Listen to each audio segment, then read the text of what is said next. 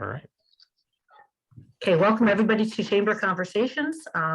This morning we have Derek Fassett from the Hospitality Maine Education Foundation to share some of their information about what they're doing to create pathways for careers in hospitality. So Derek, I'll turn it over to you. Good morning. Thanks for having me, Alice. Mark, nice to see you this morning. My name is Derek Fassett. I have been with the Education Foundation for going on 6 months now. Back in September of last year, Steve Hewins got approved through our board a strategic plan called Dirigo Hospitality 2025, which outlines everything that the foundation plans on focusing on to help address workforce shortages and workforce development in the industry. I came on shortly afterwards, and my primary focus is to execute that plan. So from my background, prior to this, I worked with Military Talent Source, setting up veteran hiring initiatives up and down the Eastern Seacoast, which leveraged heavily into registered apprenticeship. Prior to that, I actually worked in the Maine apprenticeship office under Joan Dolan, the director, and helped to do not only the government inspections for the programs, but help set up programs in partnership with employers all around the state in every single industry you can imagine. Prior to my work with the Department of Labor, I was active duty military in the U.S. Army. And when I exited, my wife was from Booth Bay Harbor, so we came up here to Maine to settle. And I'm going to go ahead and share my presentation now, so hopefully that will come up just fine. Let me know when you see that. All right, so quick agenda. Introduction to who we are and what we do, a little discussion about partnerships, which is critical no matter what kind of endeavors you're in these days. Some specialized training that you can get through us that are industry specific, some scholarship opportunities if you're engaging with youth and want to attract them into your industry. Always include this nice little bit about what the career ladders look like, mainly for the lodging and restaurant side, because a lot of people forget that there are solid career paths and they start to pigeonhole us and think of us in certain ways, which we try to dissuade. And then we are leaning heavily into the registered apprenticeship realm for our efforts overall, and then a brief outline of what I'm trying to set up for creating a pathway and pipeline into the industry. So Hospitality Maine, we were not created that long ago in 2018. But the Maine Restaurant and Maine Innkeepers Associations had been around for quite a long while, and they merged in 2018 to produce Hospitality Maine, which was kind of a trend that you could see across the nation, where a lot of those associations were merging to produce hospitality, wherever you're from. We are the only comprehensive trade association for the industry in Maine, and we do a number of things throughout the year in terms of events, flagship events like our summit and expo. Expo is actually next week down in Portland, and Pro Start competition, which I'll get into a little bit later down the road, but that happened in mid-February. So we focus primarily on restaurants, hotels, and related businesses. And those related businesses can be anything from educational institutions, law firms, banks, you name it, distribution centers, and then obviously the traditional restaurants and lodgings. And we generally hover around 1,300 or so members across the state. The Education Foundation, similar to how Hospitality Maine was created, was the merger of the two ed foundations in 2019. And we are neck deep in creating statewide partnership network, leveraging the youth engagement that we already had going through CTE schools and projects and partnerships with higher education. And as I said a moment ago, we're leaning heavily into registered apprenticeship because there was a major grant offered through the apprenticeship office for the state, which is currently under review. And we hope to be able to be awarded a chunk of that money so that we can not only help staff up a little bit here in the Ed Foundation to manage this work that we have going on, but to accelerate and create more robust pathways. So here's some of the events that we do. We have in-person networking events. We have, the next one is going to be the one at Husson, which is coming up on 7 April.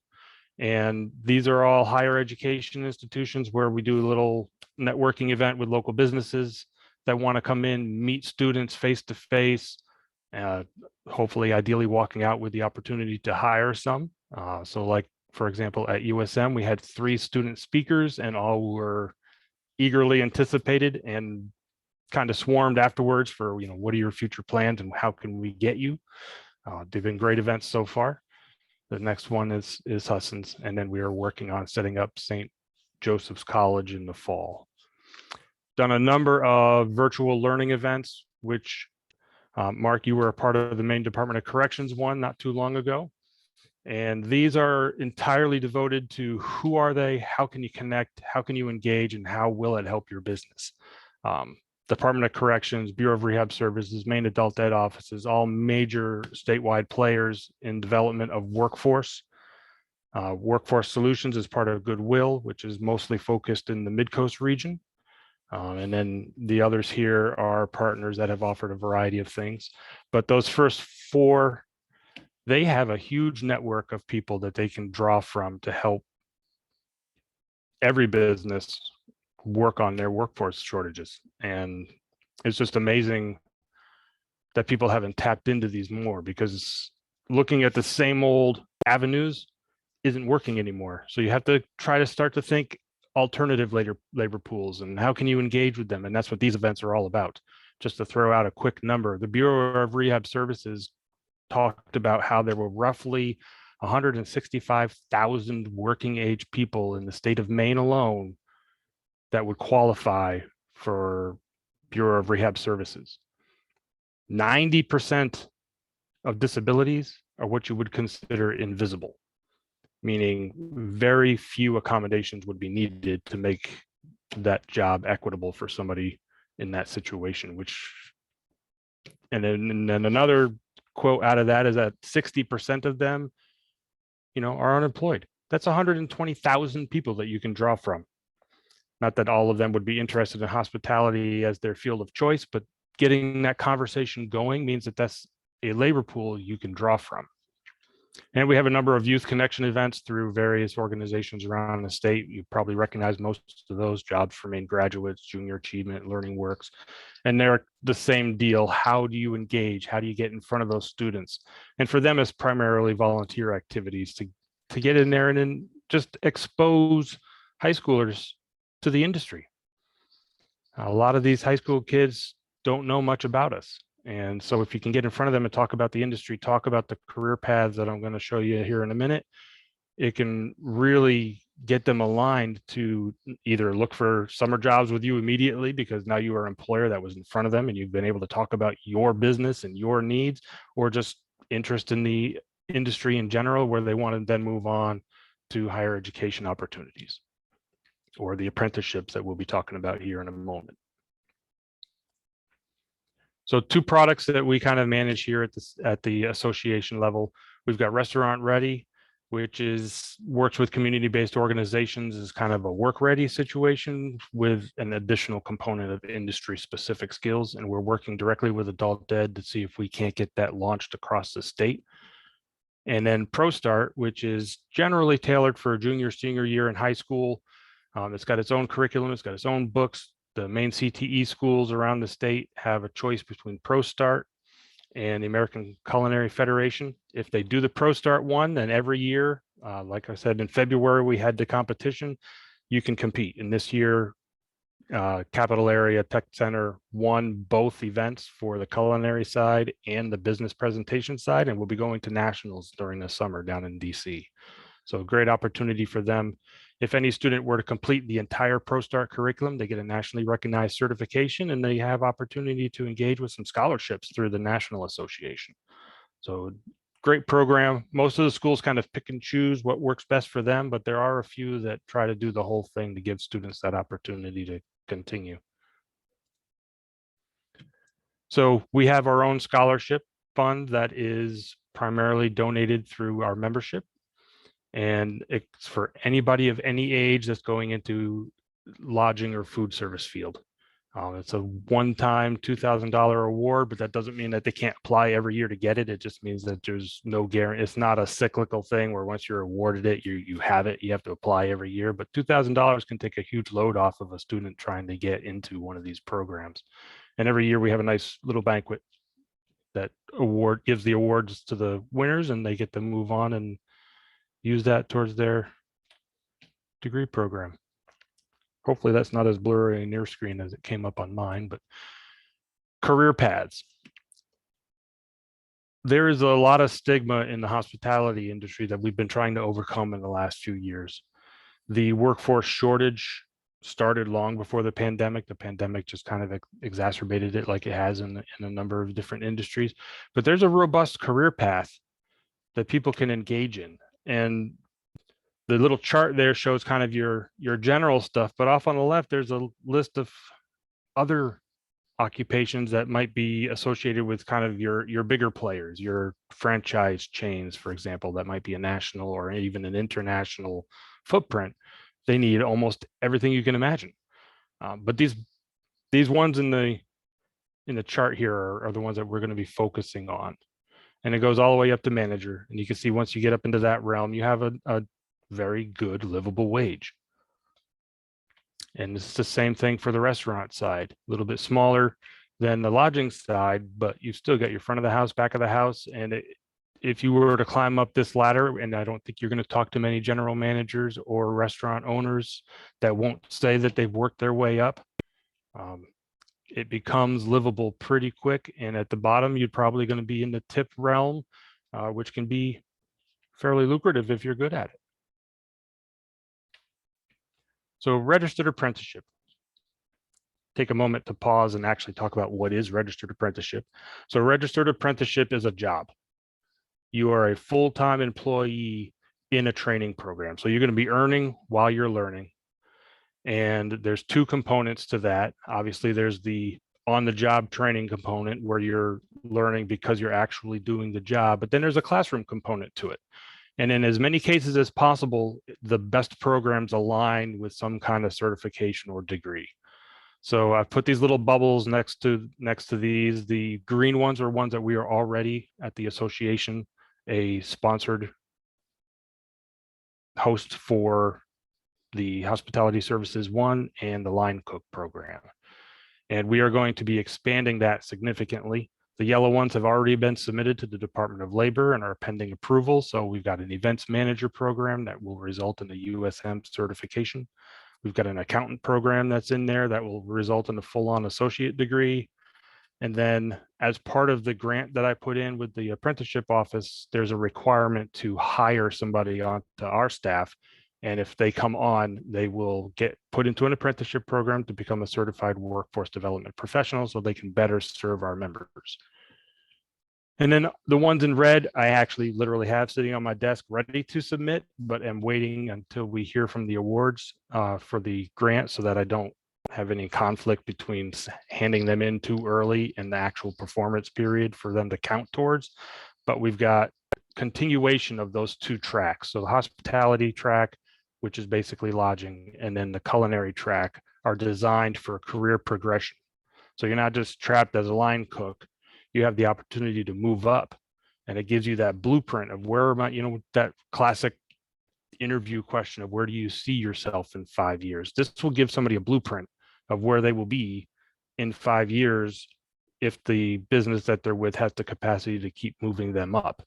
So you'd go from Hospitality Services 1, which is essentially your front desk clerk, to Hospitality Services 2, which could be front of the house manager or assistant manager, something along those lines. And that results in an actual certificate through the community colleges.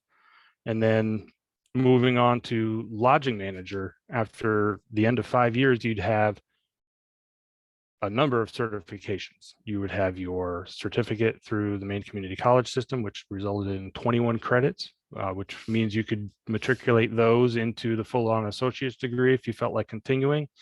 And then the lodging manager one, it uses a curriculum through our national association. So you'd have several of their certifications built right into it. And then the same thing on the culinary side.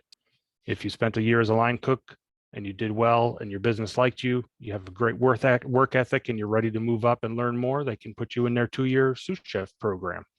And then you can move on to kitchen manager, move on to restaurant manager. The growth opportunities here are only limited by the size of the business that you're engaged with. And these are portable.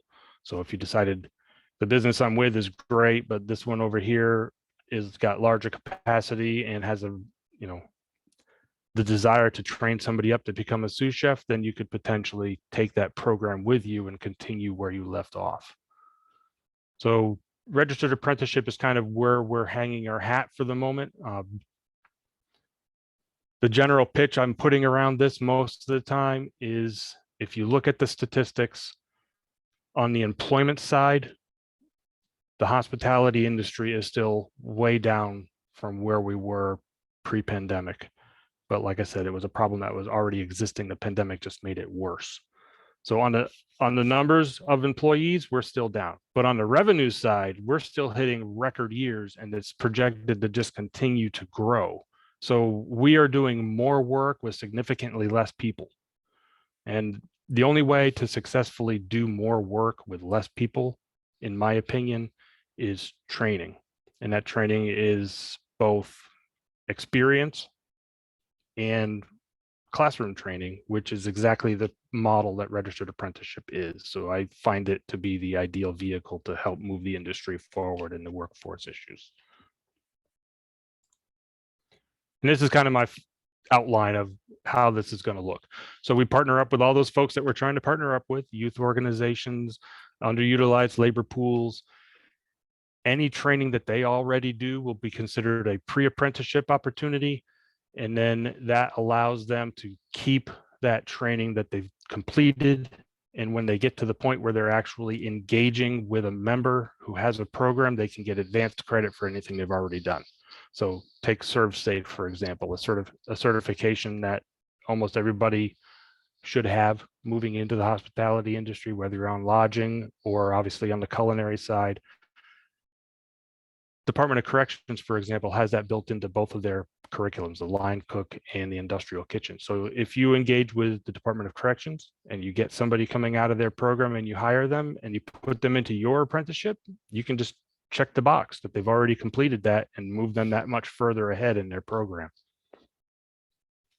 At the end, as they've moved through this 5-stage process, they'd have the ability to then keep moving up into the career path and career progression as there is space available. And that is the quick and dirty overview of what we're working on. Essentially, partnering up with as many people as we can partner up with, developing those relationships both between them and the associations, but trickling it down to individual members, like Mark and his connection on the 26th of April with the Department of Corrections, the one we just had with governors where they did on-site interviewing and now have a pipeline started. Hopefully this will become a statewide robust partnership network. Okay, thank you, Derek. I wanted to also introduce Keith Burke from Cliff House, Maine, who's also joined us. Sorry, I joined late. It's always something that pops up in human resources right before you have an appointment. So Never ending. I want to see, Mark or Keith, did you have any questions for Derek or comments? You would talk a little bit about what you're looking at for the upcoming hiring season. Well, I know with the conference a few months ago, there was a table there from the corrections facility that I did not make it to.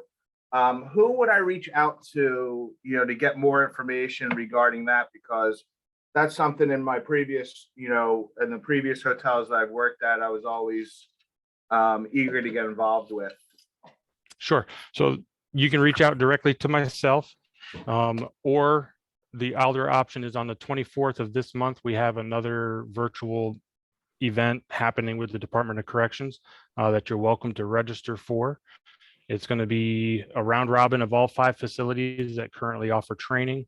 And then you'd have a couple minutes to kind of pitch what your hiring needs are and what your business is like to the group.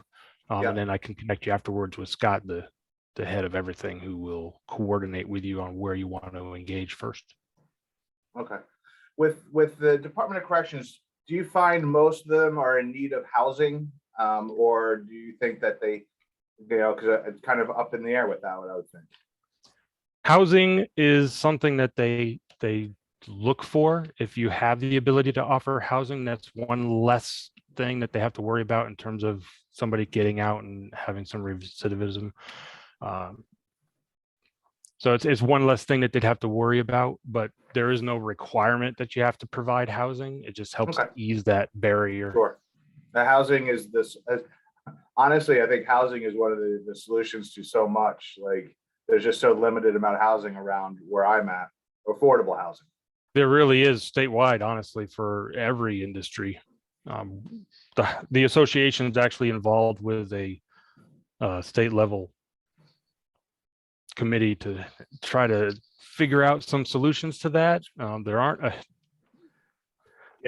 ton of things sifting to the top of the pile in terms of solutions. We're working with some community, or well, not community colleges, but various colleges around the state might be willing to offer up some rooms in the off season.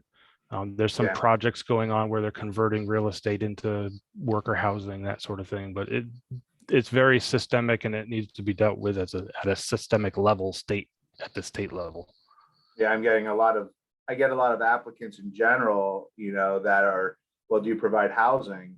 And we have a limited amount of housing for our international team members that come and join us.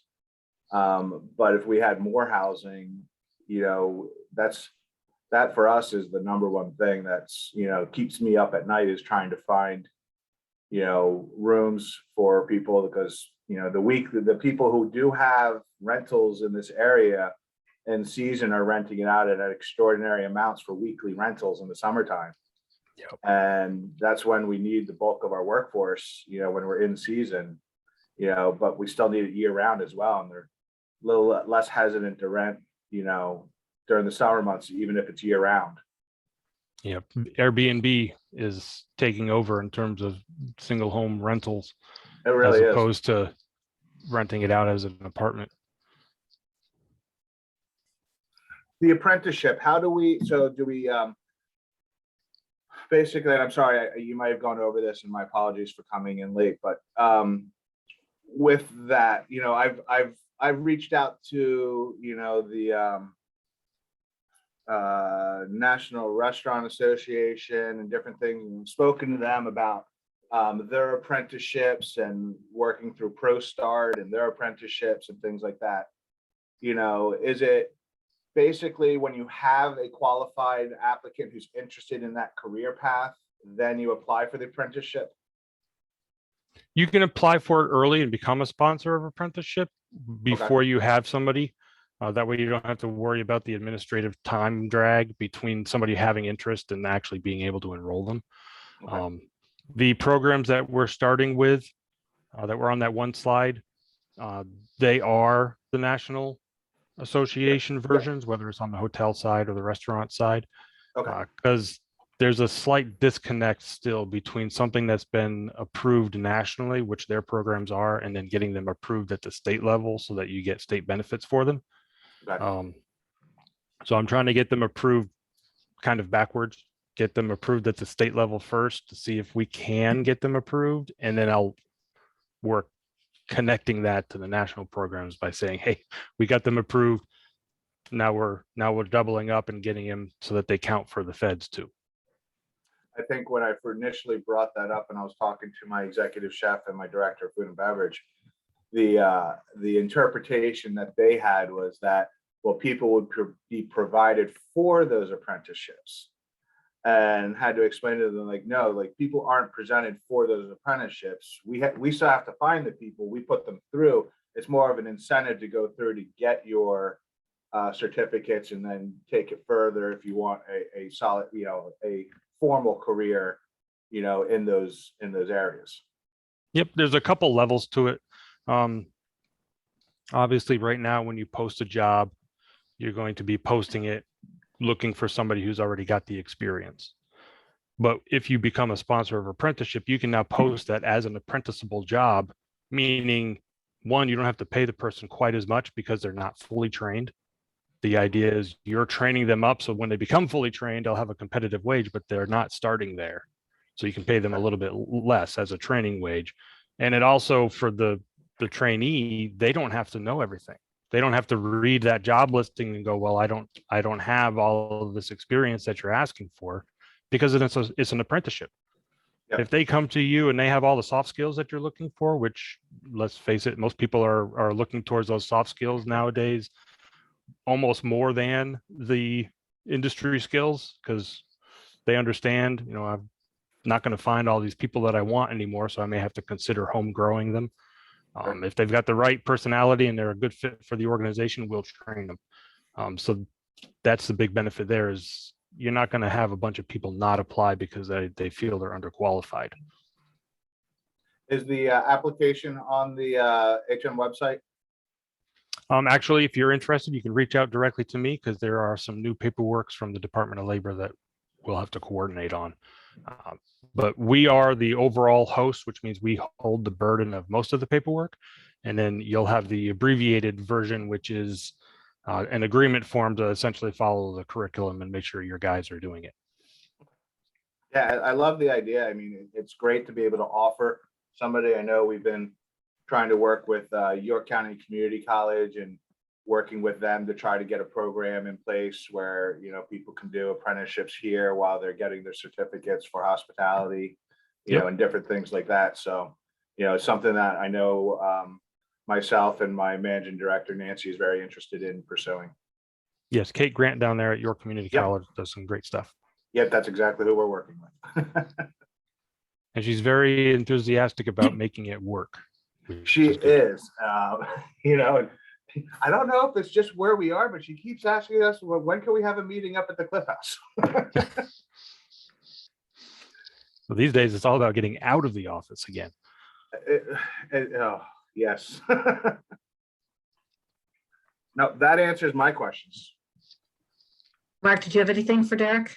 I did. A couple of them got answered through Keith's questions. So yeah, Derek, you had mentioned that you were getting new paperwork. So I would definitely, do you want me to email you just as a reminder so I can get all the paperwork necessary for sponsorships? Sure. Okay. And then on the labor pools themselves, with the four predominant labor pools, are there you mentioned the one for disability where a lot of folks, that's probably the largest pool. Are there specific contacts for each one of those labor pools, or they all go through you? You're welcome to email me originally, and then what I'll do is I'll make an introduction email so that we're all in the loop. And Okay. But there's two primary folks that I'll be referring you out to. One would be the Maine Medical Group. They are the ones that won the award to do most of the case management for Maine Bureau of Rehab Services. And then my contact at Maine Bureau of Rehab Services is the business rep, who will then work to coordinate with wherever you're at, the closest representative, and then she'll go with them. Okay. Meet And find out what your business needs are and come up with some customized ideas. so I'm basically doing what I'm doing with corrections, but I've been doing with the other three entities. Mhm. Okay, that's Exactly. great. Okay, that's great. Yeah, so I think hitting all of them. I'm diving all in this year just to see what works. Perfect. Another quick question I had on the apprenticeships: if we are able to sponsor somebody, since we're a seasonal business, we're not open all 12 months. Is it possible, or does it hinder us if some of the classwork could be heavily instated in those months that we're closed? Because I had talked to Kate a little bit about that, and she seemed to think that was a possibility, but it was being worked out. It's a little bit tricky. Sometimes it depends on how hard you work in your folks during the on season. So Department of Labor considers full-time for the year 2,000 hours, which is approximately 32 hours a week. but they understand that there's some difficulty in this particular industry because of seasonality.